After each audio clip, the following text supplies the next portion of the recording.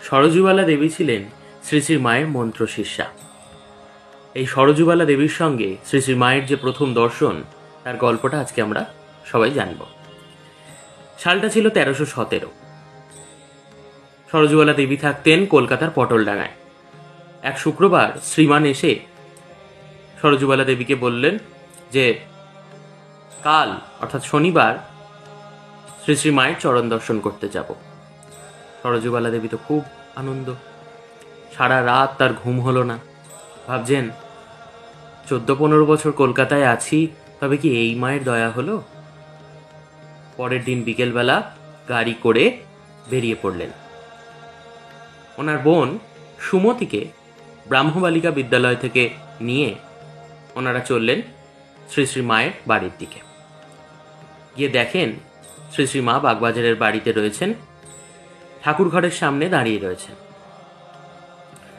একটা পা তার চৌকাঠের ওপর, আরেকটা পা পাপোশের ওধারে, মাথায় কাপড় নেই। বাঁ হাতটা দরজার উপরে দিয়ে রেখেছেন, ডান হাতটা নিচু রেখেছেন, অর্ধেক গায়ে কাপড় নেই, আর এক দৃষ্টে চেয়ে আছেন। সুমতি গিয়ে প্রণাম করল। প্রণাম করতেই মা জিজ্ঞাসা করলেন পরিচয়। এবার সুমতি পরিচয় দিল, মা আমার দিদি। সুমতি এর আগে 2-3 বার মায়ের কাছে দর্শন করতে গেছেন। এবার মা বলছেন, দেখো ভায়া, কি বিপদেই পড়েছি। এই ভাইজি, ভাইয়ের বউ, রাধু সব জ্বরে পড়ে আছে। কে দেখে, কে পাশে বসে, কিছু ঠিক নেই। তোমরা বসো, আমি কাপড়টা কেচে আসি।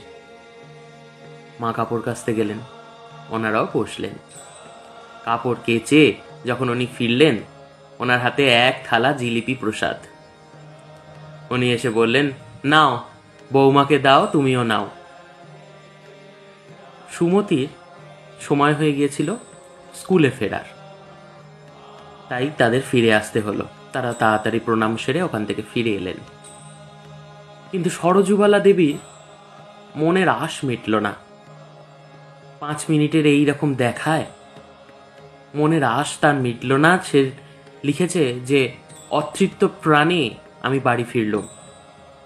ভাবুন, আমাদের সঙ্গে যদি ঘটনাটা ঘটতো, আমরা যদি মায়ের কাছে সাক্ষাৎ মাকে দেখতে পেতাম, 5 মিনিটে আমাদের মনের আশ মিটত? কি বলেন?